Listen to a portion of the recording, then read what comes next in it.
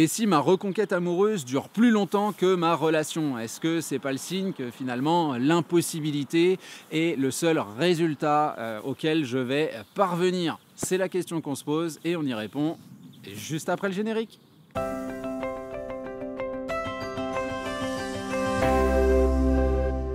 Salut à vous, c'est Jean-Baptiste de jbmarcy.com. Ravi de vous retrouver aujourd'hui pour continuer nos réflexions autour de votre reconquête amoureuse.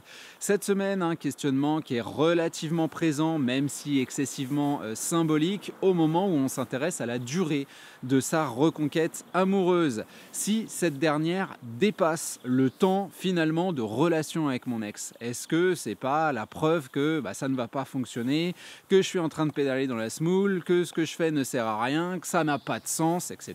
etc. D'ailleurs, votre environnement ne manque peut-être pas de vous le signaler. Voilà, attention, t'es resté en couple pendant 6 mois, là t'en es à 5 mois de reconquête amoureuse, t'es quand même dans quelque chose qui déploie des efforts immenses pour finalement une petite relation. Tu serais pas un petit peu zinzin, toi, dans ta tête? Qu'en est-il de tout ça? Est-ce que véritablement vous devriez abandonner? Est-ce qu'on est fou dans ce genre de situation? Ou est-ce que la question peut être traitée un petit peu différemment? On sait en tout cas que le constat d'impossibilité, cette barrière, cette limitation va être présente. Et c'est ce qu'on voudrait discuter ensemble aujourd'hui. Deux parties dans cette vidéo et on commence immédiatement avec la première qui est effectivement la mise en relief d'un coup dur mais extrêmement symbolique. Le mot est lâché, il a déjà été lâché 2 fois parce que, on le sait, le processus nostalgique qui va se mettre en place après une rupture amoureuse va pousser la personne qui a été laissée de côté à s'interroger sur la signification de tous les signes qui sont présents dans mon environnement. Et les dates, c'est quelque chose qui revient extrêmement souvent. Il n'y a pas de surprise, je suis extrêmement sollicité, j'ai été extrêmement sollicité il y a quelques jours. Pourquoi? Parce que c'était la Saint-Valentin. On est extrêmement aussi dans cette même logique dans les moments comme Noël, dans les moments comme les grandes vacances. Alors là, il va y avoir des conséquences matérielles parce que on va se retrouver libre entre guillemets, je suis plus au travail et j'ai peut-être un peu trop de temps pour me focaliser sur ma douleur. Il faut que j'organise mon temps sans la personne avec qui avant je l'organisais. Mais il y a quand même ce processus de dates, les dates également anniversaires, anniversaires de rencontres, anniversaires de rupture, qui sont des coups de poignard. En tout cas, nous, c'est un petit peu comme ça qu'on le vit. À bien s'intéresser au phénomène, on se doute quelque part que ces dates-là, pour votre ex, c'est pas des choses qui vont l'intéresser, c'est pas des choses qui vont être prises en considération. Tiens, ça fait aujourd'hui 7 mois, tout pile poil, mais à la journée près, que je t'ai trahi, que je t'ai abandonné, que je suis parti, que je t'ai trompé, que je ne sais quoi, ou que tu m'as trompé, ou que sais-je. Mais en tout cas, voilà, c'est cette date-là. Donc tiens, voilà un petit cadeau. Non, les milestones, il n'y en a pas pour votre ex, si vous voulez. Quelque chose que j'explique très souvent, c'est qu'à partir du moment où on a déclaré, on a affirmé la rupture amoureuse, on se met à la vivre de façon un petit peu animale. Il y a aussi une notion, un rapport au temps qui n'est pas le même pour vous que pour la personne qui est dans une reconstruction qu'elle avait commencé finalement avant la séparation officielle, où on est déjà dans la rupture intellectuelle, si vous voulez, on commençait à se dire qu'on ne veut plus être avec vous, etc., etc. Donc toute cette notion de date n'est pas une réalité matérielle, c'est une réalité qui est extrêmement symbolique et qui est véritablement liée à ce qu'est une rupture amoureuse, c'est-à-dire une dégringolade absolue, se retrouver face à soi-même, se retrouver face à un passé qu'on remet en question, à un présent qui est catastrophique et à un futur qui semble ne plus exister. Donc oui, on se raccroche tout à fait à ce qu'on peut, c'est tout à fait humain.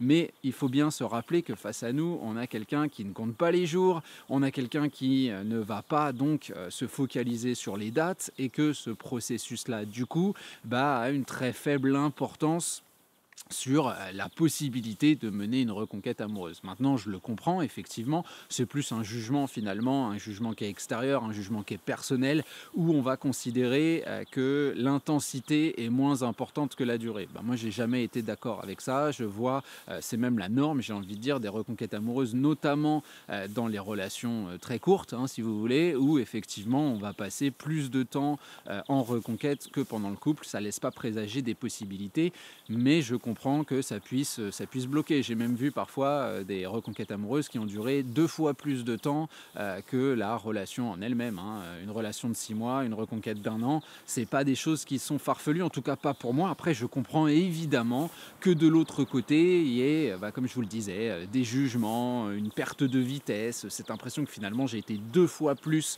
dans la douleur que dans le bonheur avec cette personne. Qu'il y ait des questions à se poser de toute façon, personnellement, comme je vous le dis souvent, pour moi, la réussite d'une reconquête amoureuse, c'est pas nécessairement le fait de se retrouver avec la personne et de recommencer quelque chose, même si je comprends bien que c'est ce que vous voulez et qu'on travaille ensemble à ça, mais c'est surtout la possibilité et la capacité qu'on va avoir à faire un choix en pleine conscience de se dire ouais, peut-être que ça fait longtemps, peut-être qu'on va me prendre pour un fou, mais en même temps, j'ai du matériel pour travailler, j'ai une personne face à moi, c'est relativement vivant, et puis ce temps-là, c'est pas non plus un temps à rien foutre, c'est pas un temps à rester assis sur ses mains en attendant que ça se passe, hein. C'est du temps de travail, c'est du temps de focus personnel, c'est du temps d'évolution, c'est un temps où on apprend énormément. Beaucoup de gens seront d'accord pour se dire que la rupture amoureuse, même si elle est fortement désagréable, reste quelque chose qui est un chemin d'apprentissage qui permet d'évoluer d'abord sur plein de terrains différents, mais surtout d'affiner sa vision du couple, de se reprendre en main littéralement, et ça amène souvent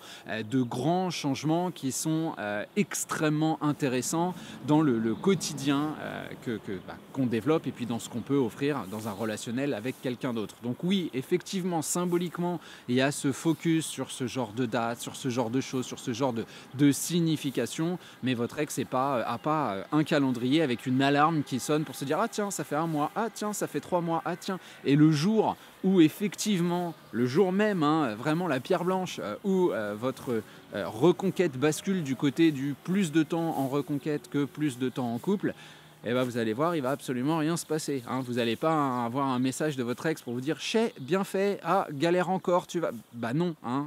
D'abord, ça réactiverait sa culpabilité, on n'a aucun intérêt à faire ça, donc on comprend bien que la valeur temps et le symbolisme qui lui est rattaché, c'est un truc qui est…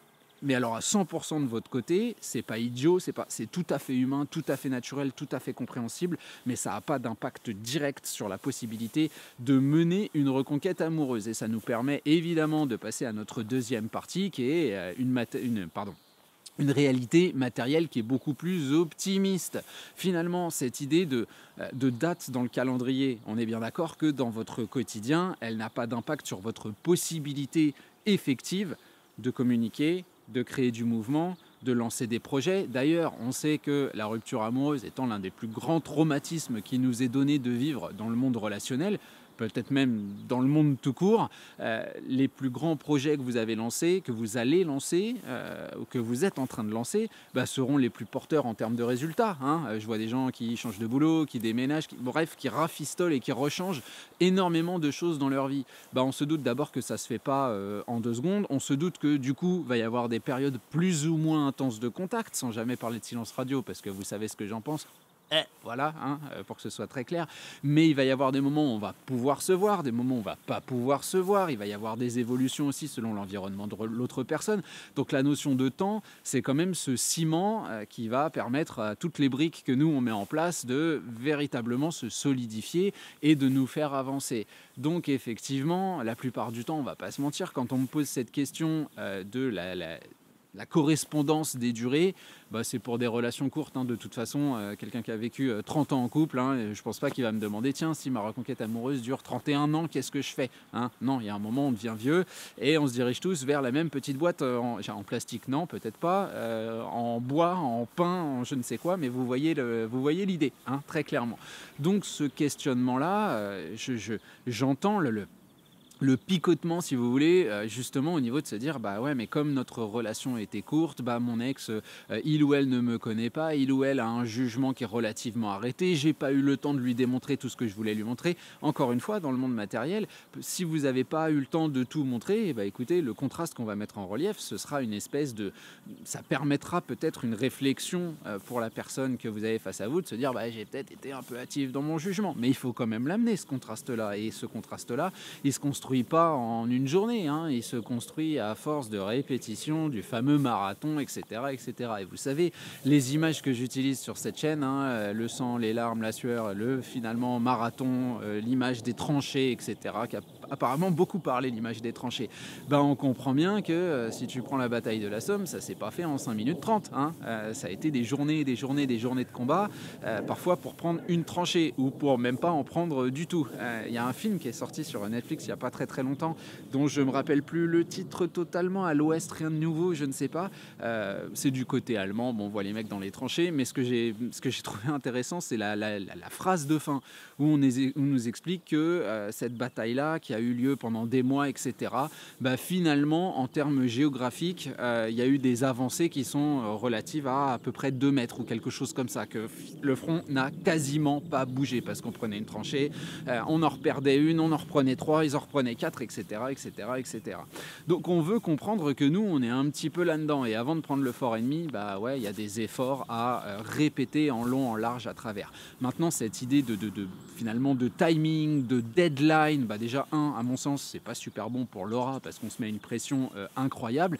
Puis encore une fois, ça n'a pas d'ego dans la tête et dans la personnalité, dans la construction et dans le quotidien de la personne que vous avez face à vous. Lui, il se dit pas, tiens, si le 14 mars, on n'est toujours pas ensemble, bah moi c'est bon, hein, je lui laisse plus de chance. Hein. Attends, ces journées, comment dire, tu peux ramener, tu sais, comme quand tu vas faire les soldes, tu peux ramener jusqu'au 31 et après c'est fini. Non, c'est pas comme ça que ça fonctionne. On se pose même pas la question de la reconquête amoureuse du côté de la personne que vous avez face à vous. Donc très clairement, oui, pour les relations courtes, comme je le disais dans la première partie, c'est vraiment pratiquement une norme. Je sais que ça fait peut-être pas plaisir à entendre, mais c'est pratiquement une norme si on a une relation de quelques mois, de voir une reconquête amoureuse qui dure bien plus longtemps. Mais en même temps, est-ce que c'est pas ça aussi qui, comme je vous le disais, à travers l'affinage, vous prouve que vous aimez vraiment la personne que vous avez face à vous, qui vous donne un objectif de travail qui reste un objectif intéressant, surtout quand on arrive à déplacer le focus et à donc créer quelque chose d'extrêmement puissant, d'extrêmement fort, etc., etc., de manière personnelle, hein, en termes de mouvement, en termes de projet, etc., etc. Bref, on voit que finalement, cette question-là est plus une barrière intellectuelle que réelle dans votre reconquête amoureuse. Bon, cette fois-ci, on a de la chance, c'est carrément un avion qui passe au-dessus de nous. À quand le sous-marin, à quand le bateau, j'en sais rien, à quand l'ULM qui se pose à côté de moi, on découvrira ça la semaine prochaine dans une prochaine vidéo. D'ici là, évidemment, je vous abandonne, je vous incite à liker, à vous abonner, tout ça c'est très bon pour le référencement, et vous savez que vous pouvez aussi devenir membre de la chaîne, membre VIP, ce qui vous permet d'accéder à une vidéo quotidienne sur des sujets avec lesquels en plus vous pouvez interférer, hein. Vous me posez des questions, soit à travers les commentaires, soit en m'envoyant un mail, et j'y réponds directement en vidéo sur la chaîne, et c'est partagé avec toute cette petite communauté. Voilà, je pense avoir fait le tour. On se retrouve donc la semaine prochaine pour un prochain contenu. Salut à vous!